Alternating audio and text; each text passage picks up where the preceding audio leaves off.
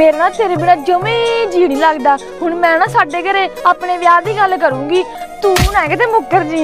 जे मेरा बापू तेनू कहूगा ना मिलना जा, तू आ जी चंगा भज्जा भज्जा। भज्जा भज्जे जाऊंगा। बापू जी मैं ना तुहाडे नाल गल करनी सी, मैं ना एक मुंडे नू प्यार हैगा। बस की घर च प्यार प्यार लाई है, जिथे मैं तेरा ब्याह करूंगा उथे तेनू कराना पऊगा, ओनू भुल जा। बापू मैं ओनू नहीं भुल सकदी, मैं तो ओदे नाल सिवा तक जाण दे वादे कर चुकी हां। ओ कुड़िए क्यों तेरी बुद्धि भ्रिष्ट होगी? आ चक लाख रुपया ते भुल जा ओनू। ये की कर रहा है बापू? तू मेरे प्यार नू पैसे नाल नहीं खरीद सकदा। अच्छा पुत्त चल बुला फिर ओनू, एक बारी गल करके देख लेने आ। अच्छा अच्छा बाहां कटदियां, ओ गले नाल ना कोई पंगा लियो, गला मैं आके कटूंगा आपे।